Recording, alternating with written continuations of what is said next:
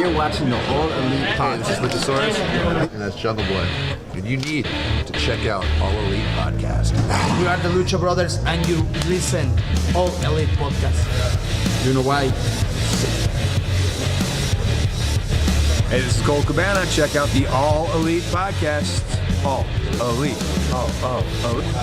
This is Sammy Guevara, the best ever. And you, yes, you, need to go check out All Elite Podcast. What's up, man? It's the After Machine, this Wolverine, Mr. GMSI himself, and man, with huge effort honors, Brian Cage. You're watching the All Elite Podcast. Who better?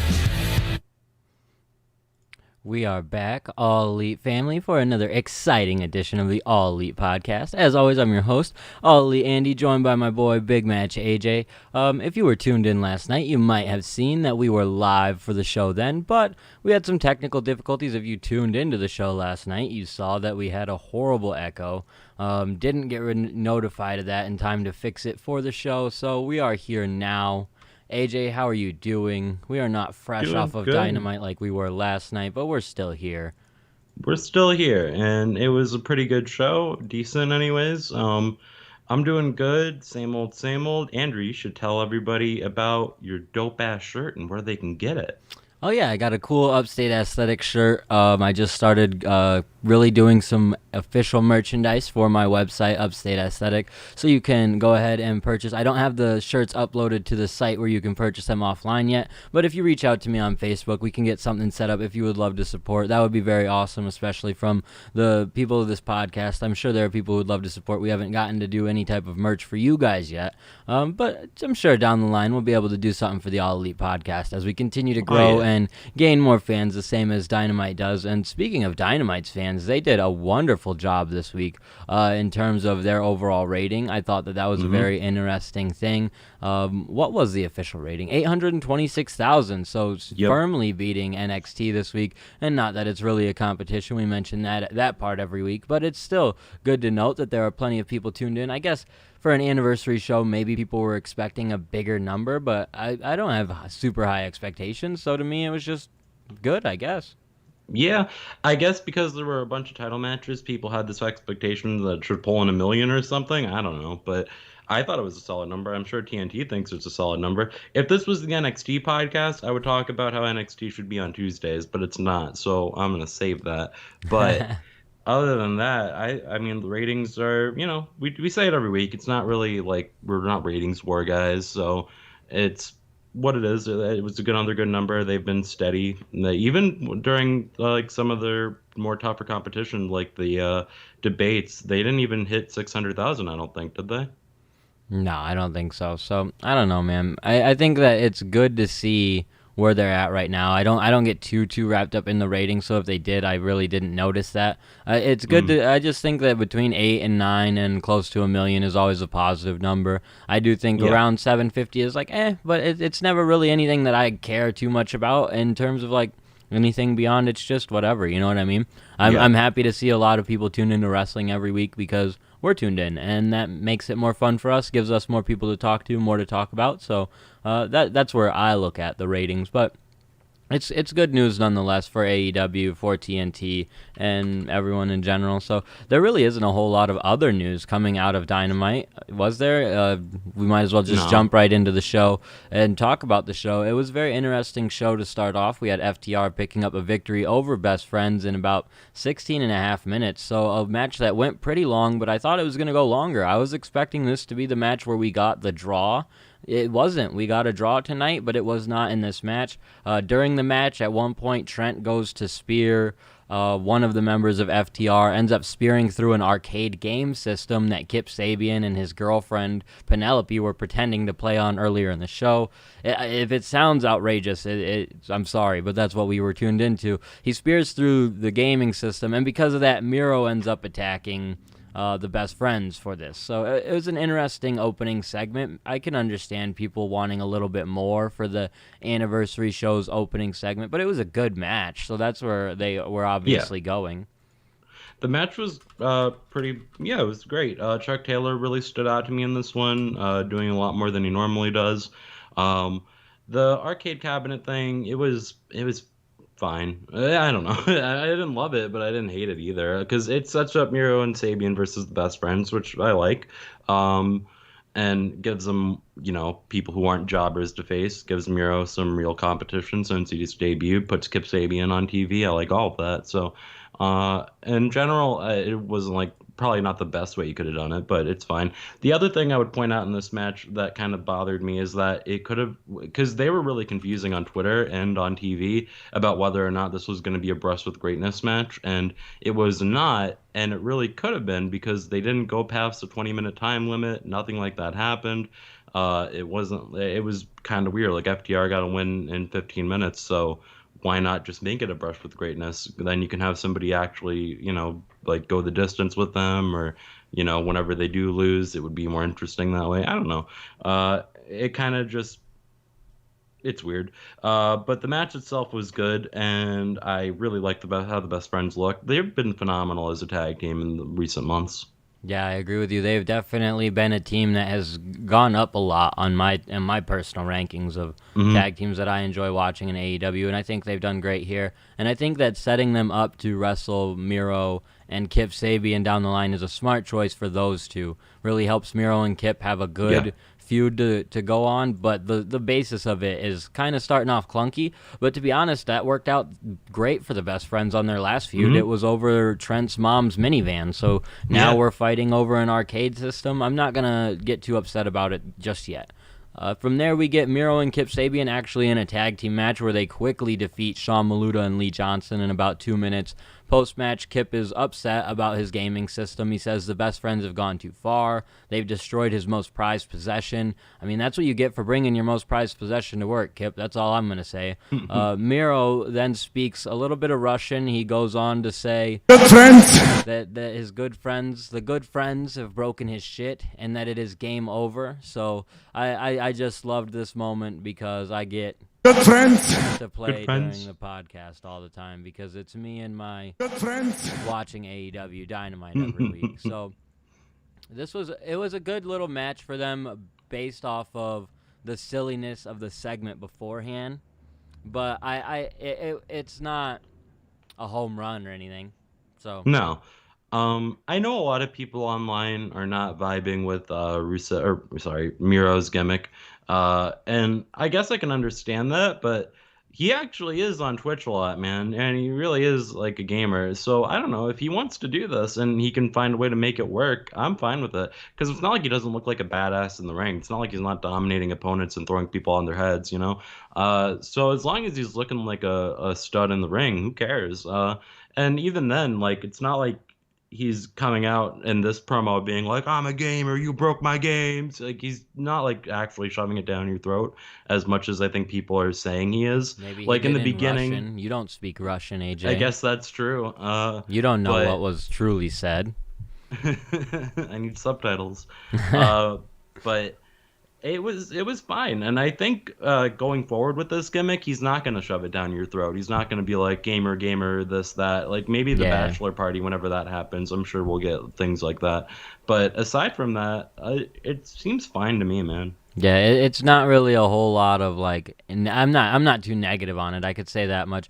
One thing I do want to go back on that I was negative on that I don't want to skip over was the finish of the FTR Best Friends match with the championship belt, where I don't even really know how to explain what happened. Rick Knox was scared of the title belt. Yeah, Rick Knox ducks a title shot to the head because he sees it coming. But then if you see it coming, there's no DQ or anything. It was very strange. I don't necessarily know what I would have preferred to happen there. Maybe just a 20-minute match. But... Well, and yeah, if it was the heel ref, then the conspiracy theories would be ablaze, and I'd be fine with that. That would have made it a lot more fun if it was him. I get that you can do something like this with Knox though, because he has a history of being like a heel ref, and maybe they like there's got to be a plan for it. If you ask me, I don't think it was just a one-off thing. I do think his involvement in general with Young Bucks things, and potentially now being a guy that FTR, I don't totally understand it, but I do think there is a point to it, but I didn't love it, and that's why I wanted to mention it. Yeah, it was weird. It was not a good finish. the referee shenanigans have been weird with FTR. If it's not leading to anything, which it might not be, it might just be weird booking. But it was, I don't know. I didn't notice it as bad until I saw a replay of it. Yeah, and it was pretty bad when you saw the replay of it. But Yeah. overall, the first two segments weren't anything to complain about, but definitely weren't anything that were a home run. From there, we go to Lance Archer backstage beating down on Jon Moxley. Didn't totally see the point of this at the beginning of the show, but I did sort of begin to understand as we got to later in the show when they announced it was going to be a no DQ match. These guys can't keep their hands off each other, so you got to elevate the stakes a little bit and give them a reason. Yeah. So, And the other line of thinking with me was, you haven't been able to build up this feud because of the COVID thing with Lance Archer, so you want to get in as much as you can now, I guess. But I thought it was a little weird, to be honest, but I didn't hate it because it would have been weirder if, you know what, I would say it's weirder to me because Moxley came back and beat him up. If Lance Archer had just beat him up and Jon Moxley was like, fucked up on the way to the ring, but like you said, it was an ODQ setup, so it was fine. But I don't know, it was a little strange to me. I feel like you could have just announced as an ODQ and everybody would have been like, cool. yeah. Yeah. Yeah. You didn't need to do this. But I do appreciate them trying to make stuff make sense. So in that standpoint, I get it. We get some more announcement on the tournament that they're running right now. We have Joey Janela and Pentagon Jr. added, and we get an official bracket. So we find out that Pentagon will face his brother Phoenix 1-on-1. Joey Janela will get another match against Kenny Omega, which should be very interesting. Hangman versus Colt Cabana doesn't really do a whole lot for me, but it's a good match for Hangman. And then Wardlow versus Jungle Boy should be fun. And honestly, something I didn't think about, Cabana versus Page adds that element of the Dark Order. We could see Page knocked out of this one early. That's true, I guess. I didn't really think of it that way. And if that happens, that would be crazy. Like, that would definitely be a huge swerve because everybody's expecting this to be the Page and Kenny tournament. Understandably so, too. Oh, yeah. Like, in the podcast that never was, you mentioned, like, how you like made a good analogy with movies and the tournaments. Like, you want to see the guys you've been following in the movie make it in the tournament, and it would be weird to not have that happen. And you're right, it would be weird. Like, you wouldn't expect, like in any other realm of fiction, that wouldn't be unheard of. So why should it be here? Unless you're doing something like the G1, which is like a crazy ass round robin month-long tournament, then you should make it more sports oriented. But this is not the G1. But even then, that's very generally kind of predictable to an extent. Yeah. You know what I mean? So I think in wrestling, especially like professional wrestling, tournaments you don't really get, like, you do get stories through them, but the best story is the one that kind of comes in and you're looking forward to it. And it's something that I'll get into again more when we get later into the show, but I think AEW does best when they just follow what makes sense to the viewer. When they do what doesn't make sense to the viewer, it kind of throws you off. For example, the FTR versus Best Friends match. That made so much sense to be a time limit draw, and then it wasn't. So it just, as a viewer, you're thrown off, and because they do a time limit draw later in the show, that's where my dilemma comes up. But yeah, the tournament itself, very excited for, honestly, especially if we do see a Hangman early elimination. But building the Hangman and Kenny as two top guys, it makes the next tournament that they do kind of more important because these are the two biggest guys that should be in the finals of it, rather than using it to build up a Pentagon versus Jungle Boy final or something. It's what makes sense and makes a tournament feel like it's important as well. So I think that the story we're going to get, this is a cool way to do Omega versus Page without them turning on each other. We didn't want that, you know what I mean? Like, the turn is still kind of inevitable, but I'd rather them just both kind of be top babyface-ish, kind of tweener-ish guys, you know? Yeah. No, I totally agree with that. Honestly, you took the words out of my mouth, but the only other thing I could nitpick about the tournament is, and it's like such a weird nitpick, is like, it's coming off of this, it's supposed to be like Kenny Omega's a singles wrestler now, so he's going in the tournament, and the tournament's like filled with tag teams. Yeah. And so it's like, oh, that didn't really matter. But other than that, it's fine. And I love the tournament bracket. Well, I don't love the bracket. I guess I like it, but I really love one side more than the other. Like Kenny Omega and Janela and Phoenix versus Penta, and whatever happens with those two matches is going to be fucking dope. The other one, it's not as interesting, but that's probably because Kenny Omega isn't in that side of the tournament. So Yeah, fair enough. But overall, I'm still excited for the whole thing. Like, I do agree that Page versus Cabana is not really a home run. I think where it's even Wardlow versus Jungle Boy though is good. it's good, but it's still not Penta versus Phoenix. So that's almost what weighs down this side in an interesting way. But nonetheless, the tournament it should be fun, and I'm curious to see where they go with all of it. Mm. Something else I'm very curious to see where they're going with it, but not really loving what was put on last night was this MJF promo.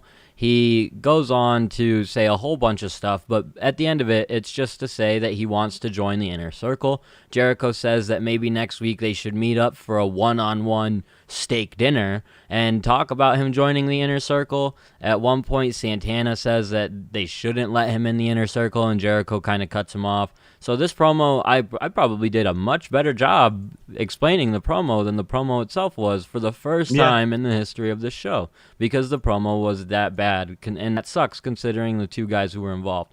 But AJ, what did you think? I didn't hate it as much as you. I didn't really even hate it. I just thought it was too long. Other than that, and I feel like I'm not saying you should have scripts in wrestling. This is not what I'm saying at all. But I am saying when WWE does promos, you get kind of a timetable of how long they're going to be. And you don't have people going off topic or it getting derailed or it going slower than it needs to be. Like, there's none of that. And so I feel like they could do better if they added maybe more bullet points, because that's what they're doing, obviously, is they're getting bullet points and then they're just talking off of each other. But with Jericho especially, it can be like, I hate Animal Planet, and you're like, okay, we don't really need to be talking about this, and you can speed this up. Well, and especially when there's not as much of a crowd reaction. Maybe with crowd reaction, this would have been amazing.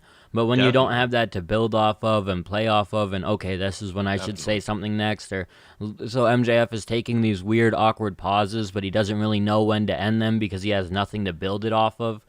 It made it a little bit just not my favorite segment, especially between these two. I think that they could definitely do more entertaining things than what we've gotten with them, and I think that that's kind of the point of it too.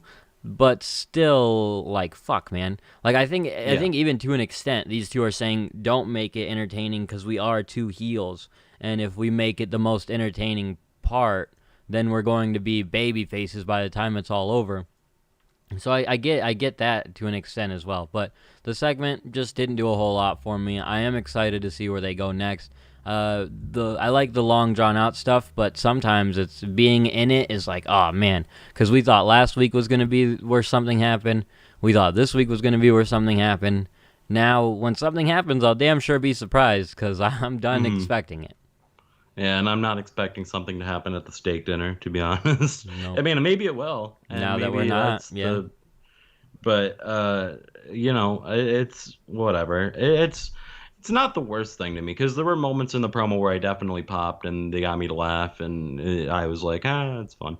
But it wasn't like, oh my god, this is such a good promo between two of the greatest talkers in AEW, like it should have been. The next promo was one of the greatest promos, featuring two of the best talkers in AEW. You bet your ass we're talking about Britt Baker being at the spa with Tony Schiavone, and Tony Schiavone getting his chest waxed. I thought that this was a fun little segment to announce that Britt was coming back. She'll be back in action next week. It really wasn't a whole lot, but I thought it was fun and entertaining, and I could see where people don't love it, but to each their own. People don't like it, really? I don't know. I don't know if people don't like it, but I could see people not loving it. Okay. So yeah, I don't know. When I was on the Twitter during the show, I saw somebody say that Britt Baker is again consistently one of the best things on Dynamite, and I was like, she's not really consistently on Dynamite, but aside from that, when she is, she's really good.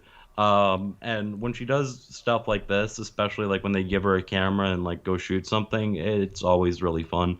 And including Tony Schiavone getting his chest waxed and her being the baddest bitch. Her, Reba, and Tony do such an amazing job. They're all really fantastic, and they're really funny. They're really entertaining, And Britt Baker is honestly getting better in the ring, in my opinion. Like, as she's had more matches in AEW, I feel like she's improved, even with the injuries, which is surprising because you would expect that to slow her down, and it really hasn't. She's kind of been getting not like a lot better, but better every time you see her. I feel like able to, like, because you have so many people, and like we were talking about on the podcast that never was. I'm gonna keep calling it that. Are people who have only been in the business for like a year.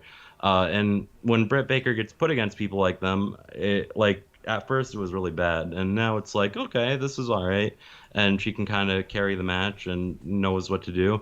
And I don't know, I just appreciate the work, and I appreciate Britt Baker putting on another good promo. Me too. I definitely agree with you there. So shout out to her.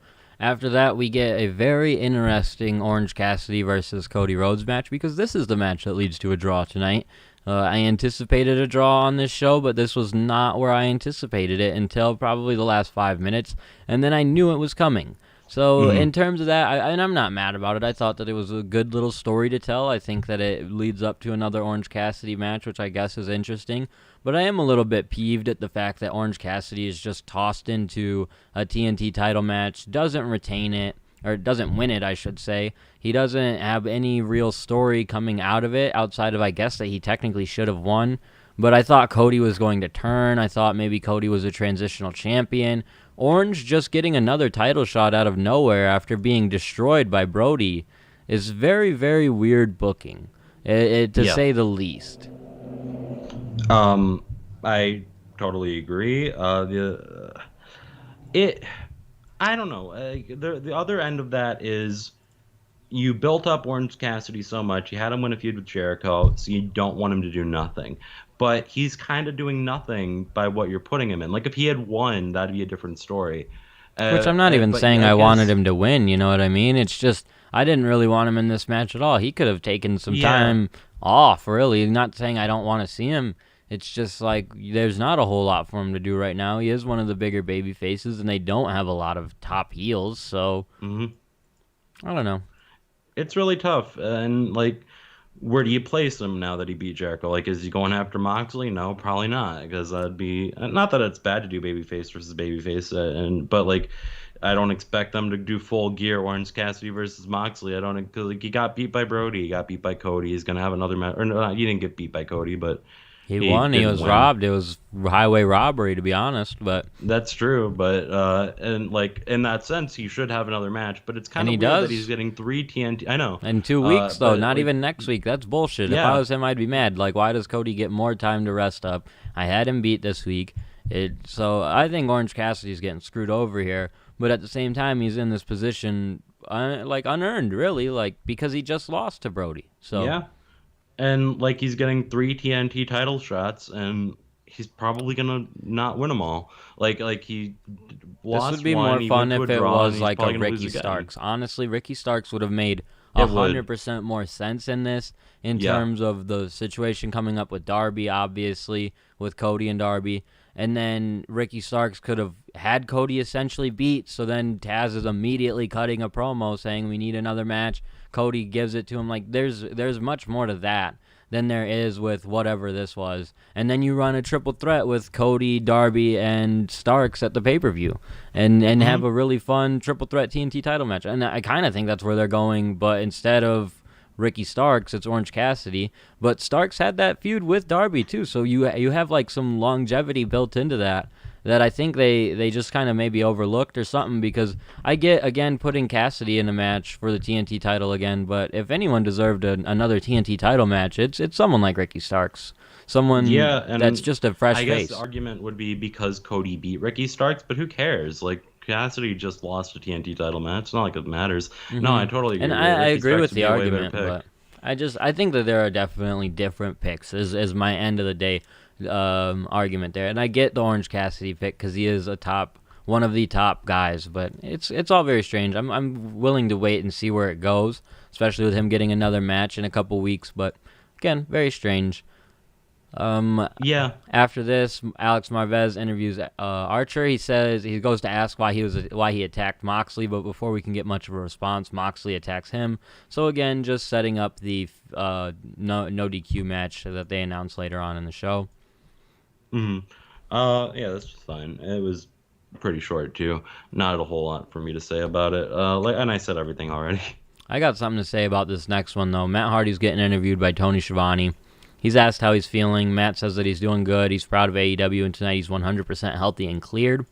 And then a video is played on the Tron, shows Sammy Guevara burning pictures of Matt Hardy. Sammy asks if there was ever a question who would attack Matt Hardy. He says that he was the man. And he's going to do it every week that they clear him. He's going to put him back on the shelf because it's not over until Matt is gone for good. And Matt responds to this by saying his first choice of business is obviously Sammy. So we have another Matt and Sammy Guevara feud being built up or going on here. Not totally sure what this is, really, because They're really trying to salvage it is what it is. Yeah, and that's true, but why? I guess because they don't have anything else for Matt to do, to be honest. What if it goes wrong again, though? Like, honestly, I don't know. you know what? I'm not even speaking in terms of injury or anything, but this feud has now kind of been fucked up twice. It hasn't really worked out twice. It's kind of been one of the worst feuds AEW has done to this point. Yeah. And it's not really their fault, but you don't have to keep trying to make it good again. Like, you could just say, oh, that one sucked, and keep it pushing. But I won't be surprised if these two can make it good again. Sammy and Matt are both super talented, but even just this didn't really do a whole lot for me. So they've tried to, and I get it, because they're trying to really make something out of these injuries that have happened to Matt and turn it into something a little bit more legitimate. When we got the chair shot, that's where it was. When it went to Matt almost dying, I think people just kind of, there was no more blood feud and more just worry about Matt. And it's not like I'm worried about Matt every time he faces Sammy. It's just like the blood feud thing was ripped away when that happened for some reason, at least for me.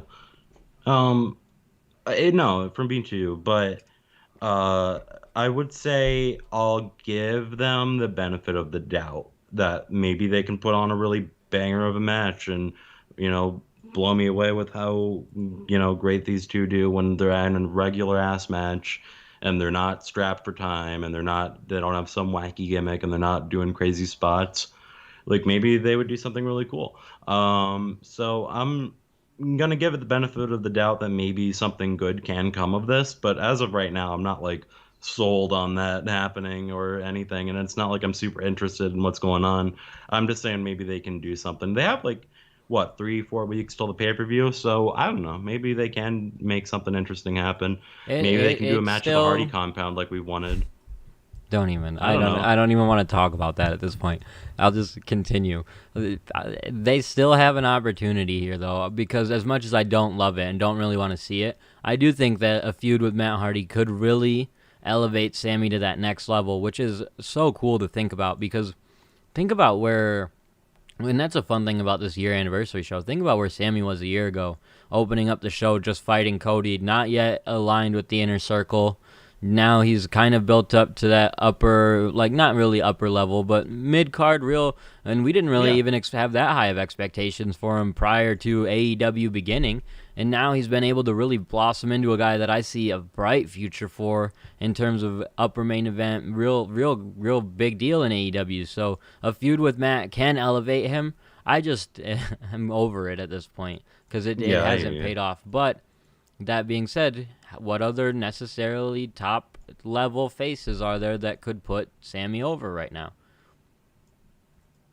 Orange Cassidy. Well, and that's what I'm thinking is it's anyone that could put him over at this point. They have a couple guys that they've built up, but there's not a whole lot. It's a pretty short list. So Matt is a good selection, honestly.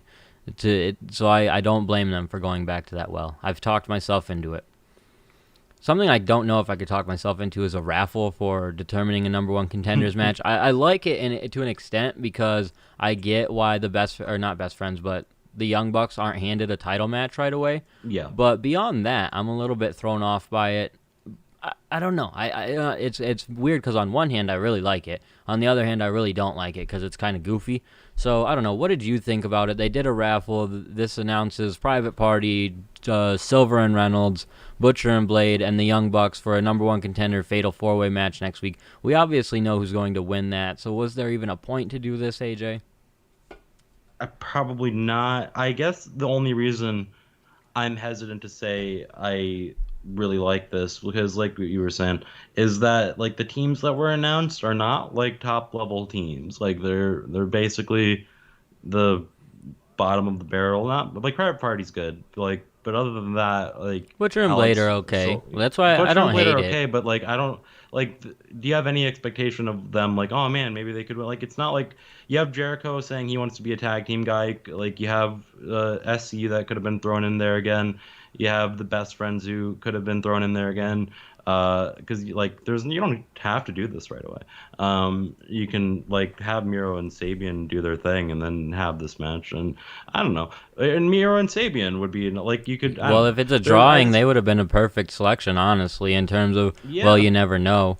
But I do agree with you, and I think that maybe if they even could have pulled in a random team that is somewhat well known for just a one-off appearance on Dynamite, this is where you could do That'd be something cool. like that. And again, I don't totally know the logistics of that, but I think that that would have been something to make this a little bit fun. To me, it just feels like a segment that is going to happen. It could have been something that they do again in the future, you know what I mean? And I wouldn't be too mad if they did, because I don't hate the idea of a raffle. I just wish we got, kind of like you, one more exciting team. Private Party's Yeah. fine with me, and it might just be poor Silver and Reynolds, but I don't like them. They kind of throw the whole thing off for me and really bring the quality down. So yeah, I do think the Young Bucks are going to win.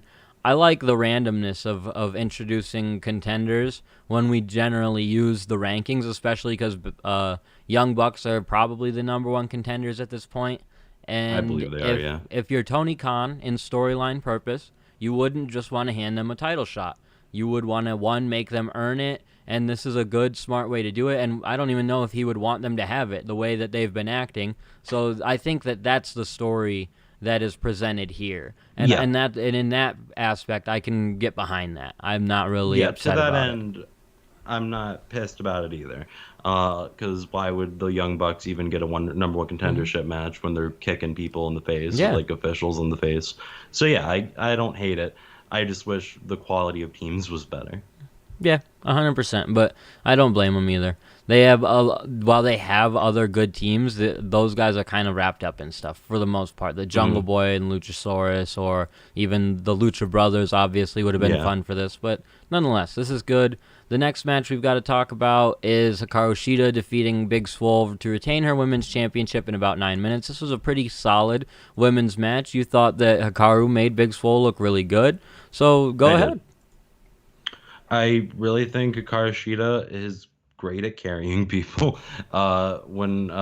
Especially when like Big Swole isn't consistent to me, and sometimes She's still really relatively bad. new, you know what I mean? Not Yeah. new, but relatively new, like probably 4 or 5 years in the business, which is a long-ish time, but when a year of that has been a pandemic happening, and then probably another year of that was just the formation of AEW and shit, it's like she hasn't, to say that she hasn't been wrestling every week, I guess, for 5 years.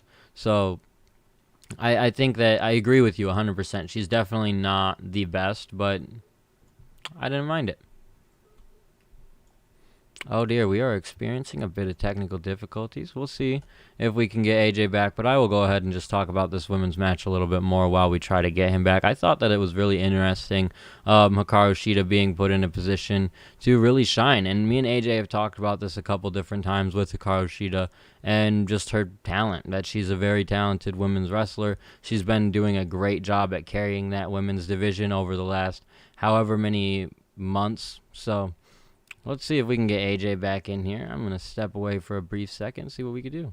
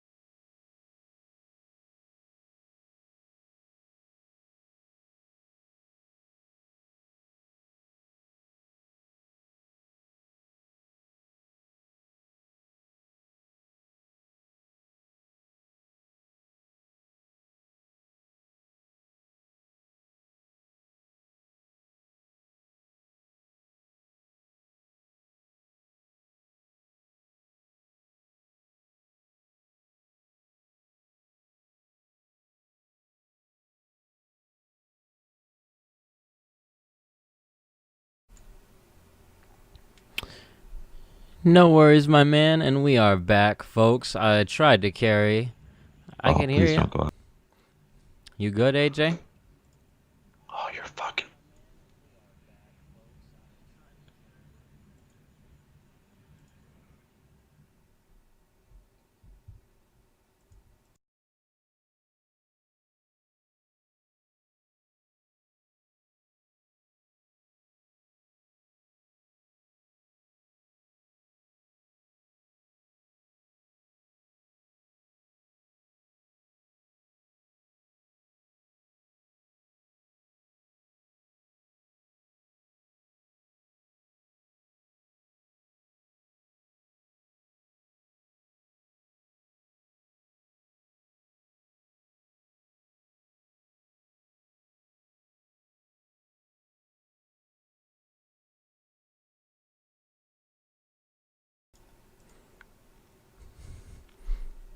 Alright, folks, we're back for real now. Ran into some technical difficulties, tried to carry it without AJ, but it's good that I took a little break there, because I don't know if I could have talked to myself for 5 minutes straight. But AJ, we were just talking about Hikaru Shida. You were telling me how she's the GOAT at carrying because of her match with Big Swole. So go ahead and we'll just wrap up that match with your conversation about it.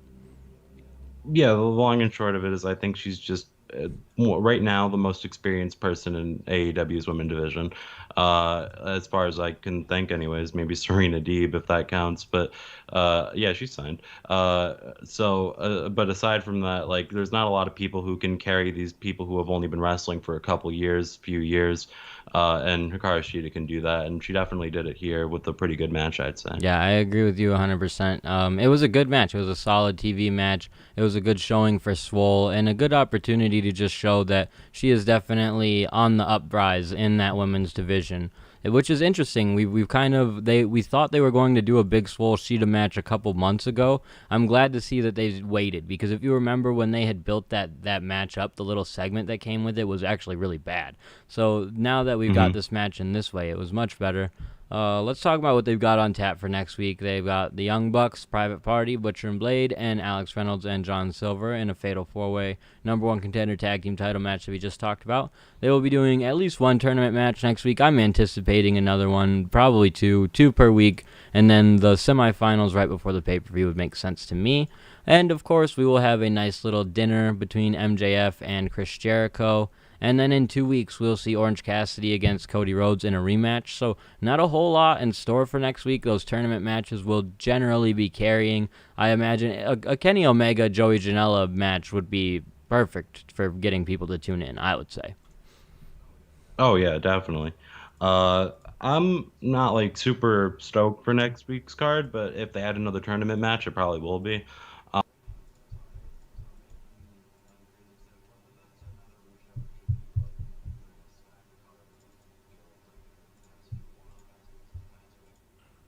Yeah, no, I agree with you 100%. They don't have to stack every card, and I think that this card for next week is just like a filler show. We've talked about those a couple times, and it makes sense leading up to the pay-per-view.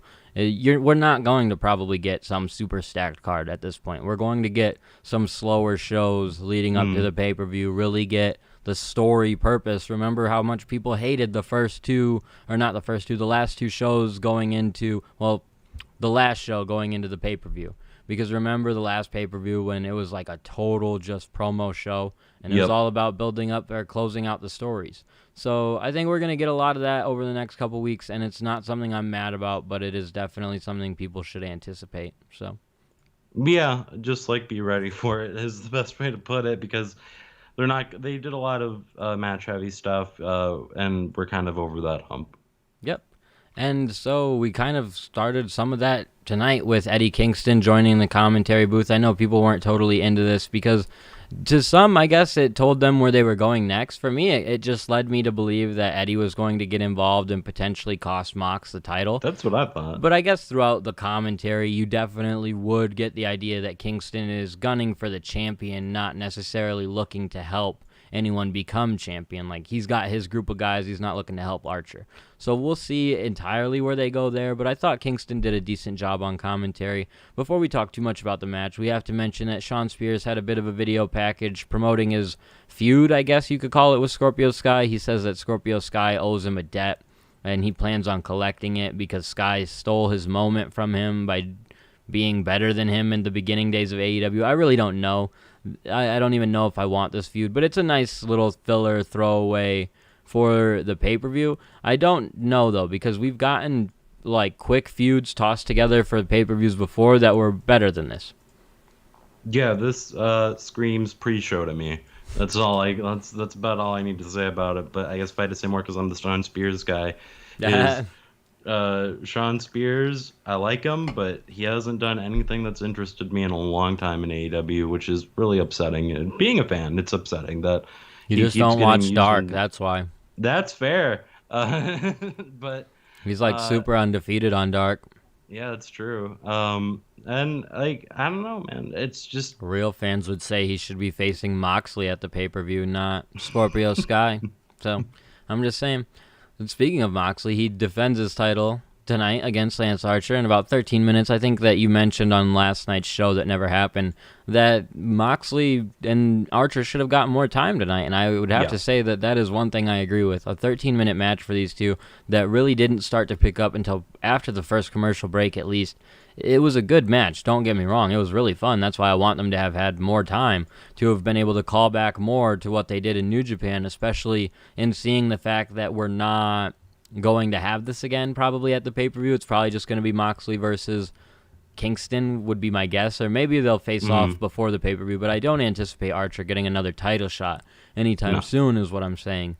So because of that, I wish they got more time, because these two could have a banger of a match. And they did have a pretty fun match, solid little 3.5, 4-star match. Nah, not no 4-star match. It was 3.5. It was fun though, right? it was. I would say like it has the potential to be like a 4-star match, but it just didn't have enough time. Nah. If like we've seen them have a great match in New Japan, like we know that they can. And they definitely had a really solid match here. I don't know. I get that it's a stacked card, that you have like 4 title matches, so you want to do justice to them all. But it's like, I don't know. I don't want to see the women's match be 5 minutes. I guess the only thing I would say is like cut the MJF and Jericho promo shorter and make the Cody match not a draw, and then maybe you could have given this more time. But, they went in a different direction. That's fine. The match itself, I don't know. They did a cool New Japan throwback with the tables. They were killing each other. They both hit their finishes. Lance Archer kicked out of the paradigm shift. He rolled him up out of the blackout. The blackout. And I don't know, man. I thought Lance Archer to me is like somebody who I'm not saying I believed he was going to win seriously, but like I wanted him to win, and I really thought there was a chance. It's funny you say that, because I agree, but now they have to quickly do something with him. Otherwise, It's all going to go off the rails, and I don't know if that's throwing him up against Cody again, and like I feel like the TNT title would have been perfect for him early on. It would have. And now he just hasn't had a chance to be established. He lost that one. He's lost this one. I feel like he's going to become like our Goto, where he just can't win the big one. Because I believed it from the booking standpoint and from like we need something fresh. But I don't really look at Archer as a champion. So that's where I was rooting against him. Kingston falls under that same category, though, so it's not like we have a better positioned guy, because Archer I would pick as a face of my company over Kingston, as much as I like Kingston's promo ability and stuff. But, I believed in Archer, but my belief in him is fading the more these type of things happen. And maybe that's their intent. Maybe he's supposed to just be like a Kane-level character, where he's never champion, he's never running a division, but constantly a top guy. And if that's the case, I'm super cool with that. Don't put him in another world title match, though. Because that was my feeling throughout the match. It's like, man, he probably shouldn't win. Like, he's good. He's decent. He's done a lot of okay stuff. But we talk about significant victories enough. And where are his? Yeah. No, you're right. And like Sean Spears, they're probably all on Dark. And that's kind of a shame with a guy like Archer. Like you said, he would fit the Kane role. He would fit... basically any role you want to put him in, he could probably do a decent job, is what I would say about Lance Archer. But I feel like they haven't pulled the trigger on any of these roles. They kind of just have him skating somewhere in like purgatory. It's like, what's he gonna do, and is he gonna do anything, and like, should we be paying attention? Because like he won the battle royal, that was cool, but like he didn't capitalize on it. He got to the end of the tournament, but he didn't win it. Like he keeps winning and getting to these positions only to lose, and so it's like, well, he didn't win the mid card title, he didn't win the main event title. He's not going to go after the tag titles, I assume. So what do you do with them? And maybe really that have no would be idea. the right step, honestly, is if there's a guy that you could pair with him to make like a cool little tag team. I would be down with that, because right now I don't feel a whole lot for him as a singles guy, which is strange because he was one of our favorite characters, and he still is a character that I really am behind. But and I'm not gonna say they've killed him or done anything horrible with him, because they haven't. They just haven't pulled the trigger. To where who's gonna be the first guy who's a champion that's not. Like, I mean, to me, it's always Kenny. But who's going to be the first guy who's a champion who's not, like, got that pre-WWE feeling to him? And the longer it takes to crown a Brian Cage or an Archer or someone who doesn't have that feeling and maybe doesn't even have the New Japan feeling, like, how long is it going to take before we get a champion like that? Because if you take too long, it could kind of have that reverse effect. Because I do appreciate establishing a championship that has had great champions and lengthy champions, but that's it adds to the fact of where Archer didn't make sense as champion to me. It's like Moxley's a main eventer, Jericho's a main eventer. Is Archer? And that's where my take was. And that's kind of a good thing, but the fact that post-match we have Eddie Kingston get involved, they're all attacking Moxley, and essentially setting up a match for Moxley and Eddie Kingston down the line. Again, he's not someone I believe in to become champion, and those matches this is the main event, right? That's what's supposed to sell your pay-per-view, right? Eddie Kingston versus Moxley?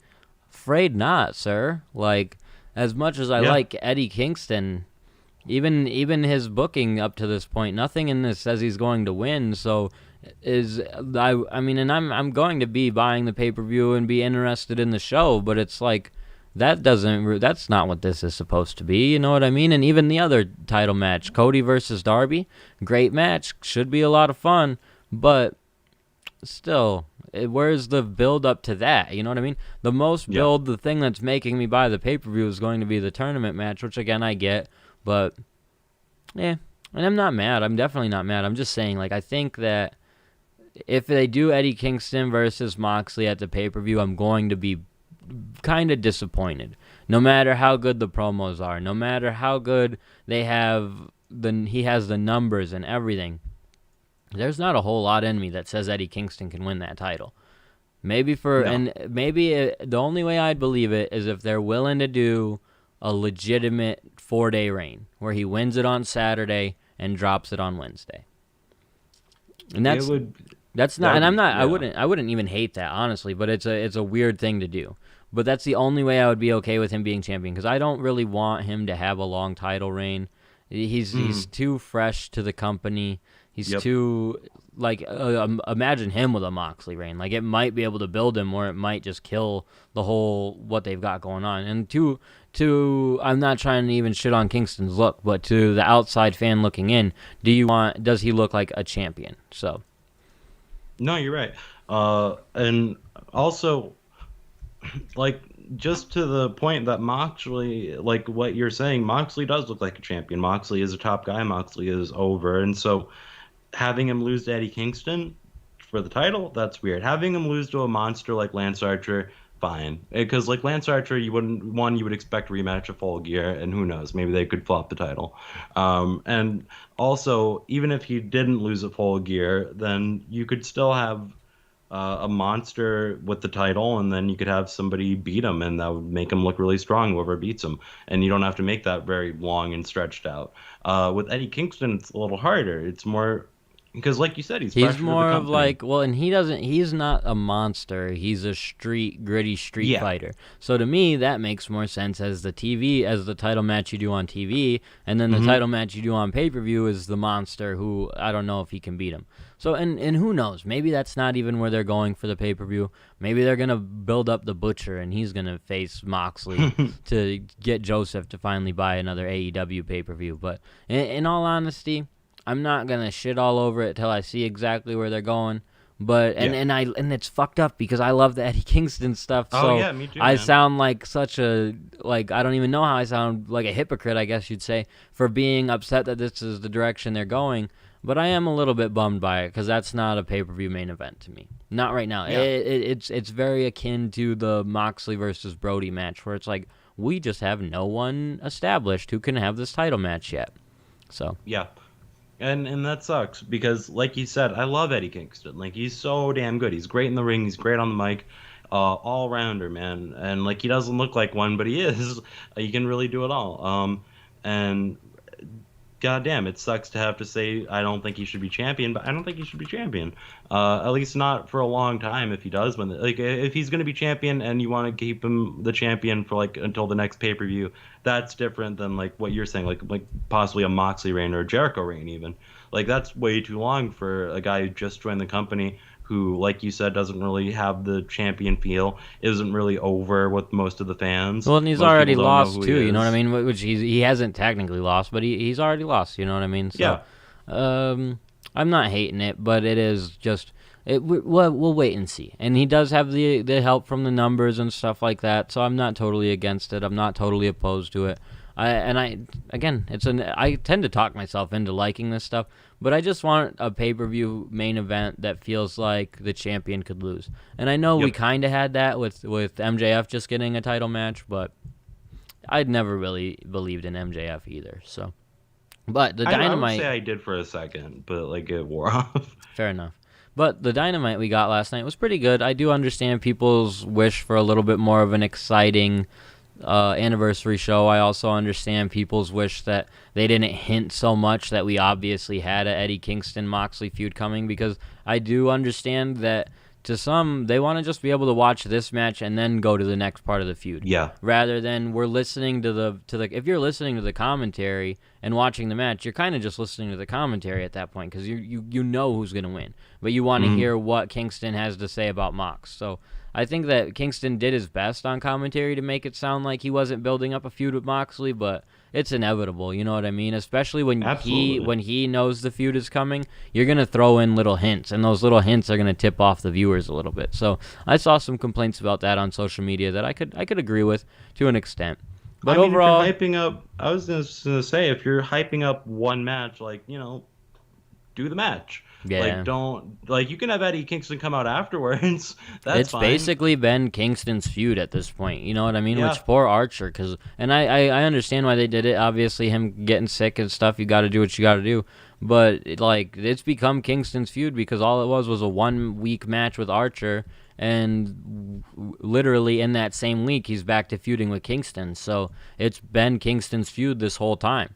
And maybe that was the whole plan, but I don't think so. I don't think that was the whole plan from the get-go. So, but nonetheless, decent Dynamite, good little show, fun show. Obviously, they got good enough viewers because 800,000 people tuned in once again, and they continue to do decent ratings. But I'm not going to act like I'm super stoked for next week's show, but I am excited that we have a pay-per-view just 3 or 4 weeks down the line. That's what I'm excited for. So, Yeah, definitely. It's just, I don't know what that pay-per-view is going to be like. Because like what we were saying earlier. we're getting Hangman versus Kenny, bro, and We're getting Hangman the versus Young Kenny. Bucks versus FTR, yeah. so they could really put on anything else on the rest of that card. You know what I mean? And they won't. That's fair. We're gonna get other fun matches. Like that's all I need for a great show, and I don't think that that's it. So I like it. I like what's happening, and I think that there are other faces that I still need to see be put in a position for that show. So I'm excited for that. Like Will Hobbs, I expect him to be involved in that show.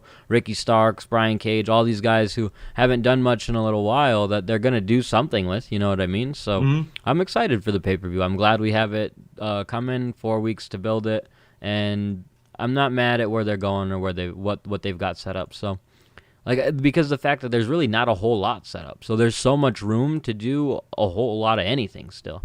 So Yeah, and how many weeks do they have to do that? Like 4, 3? 3, yeah. 3 Dynamites. It'll be 4 Saturdays till the pay-per-view. So Okay. regardless, I'm excited to see, like, that show is what I'm excited for, and we're so close for it. So that's where it works out for me. Overall, though, good episode of Dynamite. Anything else you need to talk about, AJ, before we get out of here? Nothing from me. Alrighty, go ahead, plug your social media, let them know where to find you. You can follow me on Twitter at BigMatchAJ, and you can follow me on Instagram at AJTheFitzy. And you can follow the podcast on Facebook at facebook.com/AllElitePod. We're on Instagram at AllEliteEverything. We are on YouTube at youtube.com/AllElitePodcast. Make sure you smash that subscribe button, brother, if you're tuned in with us there. And we are also on Twitter at AllElitePodcast. So you can find me on Twitter, AllEliteAndy, or on Instagram at Andrew Kazir. Thank you guys for continuing to support us, tune into the podcast, and be a part of what we have. It's always nice to have some good friends involved in what we've got going on. So we're going to get out of here. Thanks for tuning in. Good friends, you break my shit. Ooh.